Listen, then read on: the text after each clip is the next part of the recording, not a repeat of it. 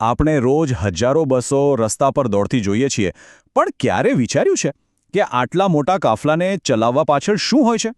આજે આપણે એ જ અદ્ભુત વ્યવસ્થાની વાત કરીશું. તો ગુજરાત રાજ્ય માર્ગ વાહન વ્યવહાર નિગમ, જેને આપણે બધા જીએસઆરટીસી તરીકે ઓળખીએ છીએ, એ 8,000થી પણ વધારે બસો ચલાવે છે. જરા વિચારો, આ માત્ર એક આંકડો નથી, આ તો લાખો લોકોની રોજિંદી મુસાફરીની જીવાદોરી છે. પણ હવે એક મોટો બદલાવ આવ્યો છે. પહેલાંની જે બીએસ ફ્રી બસો હતી એ પ્રમાણમાં સાદી હતી, મિકેનિકલ સિસ્ટમવાળી. પણ હવે જે નવી BS6 અને ઇલેક્ટ્રિક બસો આવી છે એ તો જાણે ચાલતા ફરતા કમ્પ્યુટર જેવી છે. સેન્સર્સ, ઇલેક્ટ્રોનિક્સ, બધું જ એકદમ હાઈટેક.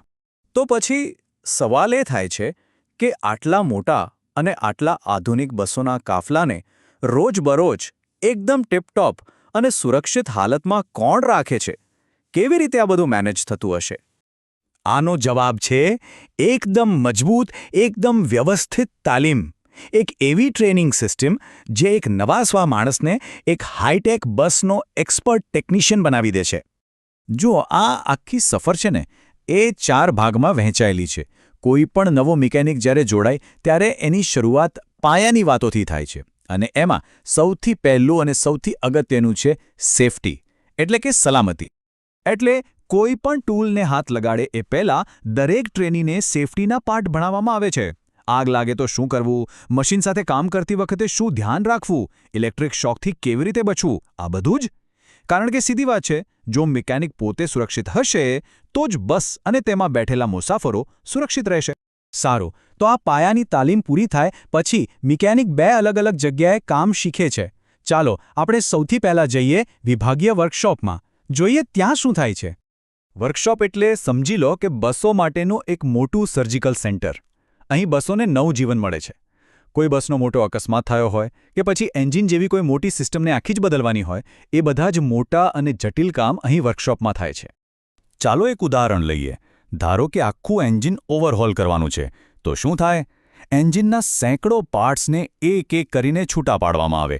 પછી દરેક ભાગનું ચોકસાઈથી માપ લેવાય, જે પાર્ટ્સ ઘસાઈ ગયા હોય એને બદલવામાં આવે અને છેલ્લે કંપનીના નિયમો પ્રમાણે પાછું આખું એન્જિન જોડવામાં આવે. આ કામમાં જરા પણ ભૂલને અવકાશ નથી. જબરદસ્ત ધ્યાન અને આવડત માંગી લે છે. હવે વર્કશોપની આ ગંભીર દુનિયાથી બિલકુલ અલગ છે ડેપોની દુનિયા. ચાલો હવે આપણે ડેપોમાં જઈએ.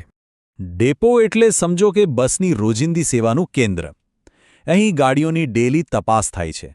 નાની મોટી જે પણ તકલીફ હોય એને તરત જ દૂર કરવામાં આવે છે. મુખ્ય હેતુ એ જ કે દરેક બસ પોતાના રૂટ પર નીકળે એ પહેલાં એકદમ ફિટ હોય. આમ વર્કશોપ અને ડેપોના કામમાં જમીન આસમાનનો ફેર છે. પેલું એન્જિનનું જ ઉદાહરણ પાછું લઈએ. વર્કશોપમાં શું થતું હતું? આખું એન્જિન ખોલીને એની સર્જરી થતી હતી. જ્યારે ડેપોમાં શું થાય? રોજ એનું ઓઇલ ફિલ્ટર બદલાય, કુલન્ટ ચેક થાય. મતલબ એક જગ્યાએ મેજર ઓપરેશન તો બીજી જગ્યાએ રૂટીન હેલ્થ ચેકઅપ. આવું જ બ્રેક સિસ્ટમમાં પણ છે. બ્રેક તો સૌથી મહત્વની વસ્તુ છે, બરાબર? તો વર્કશોપમાં આખી એર બ્રેક સિસ્ટમનું ઓવરહોલિંગ થાય.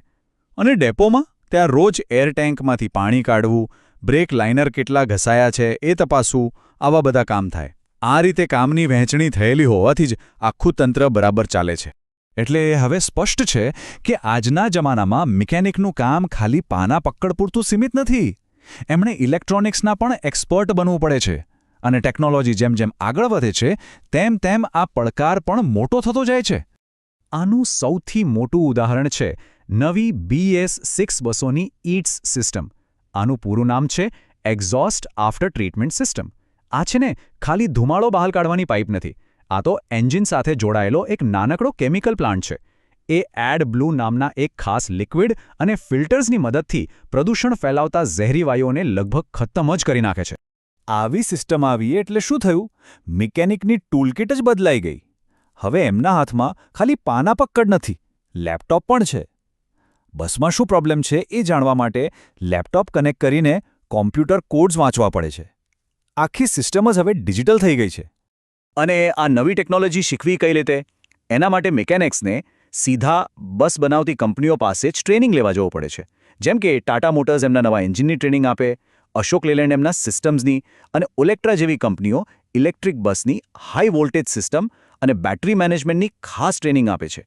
જેણે બનાવ્યું એ જ બરાબર શીખવી શકે. તો આટલી બધી મહેનત અને ટ્રેનિંગ પછી તૈયાર થાય છે એક એવો કુશળ ટેકનિશિયન જે આપણી દરેક મુસાફરીને પડદા પાછળ રહીને સુરક્ષિત બનાવે છે. આ એ લોકો છે, એ અદૃશ્ય ઇજનેરો છે જેમનું કામ કદાચ આપણને દેખાતું નથી, પણ એના વગર આપણી સફર શક્ય જ નથી. તો હવે પછી જ્યારે પણ કોઈ બસ પાસેથી પસાર થાય ત્યારે એકવાર એની પાછળ રહેલા અદૃશ્ય હાથોને જરૂર યાદ કરજો. એ સાધારણ દેખાતી મુસાફરી પાછળ કેટલી અસાધારણ મહેનત, કુશળતા અને સમર્પણ છુપાયેલું છે એનો વિચાર કરજો.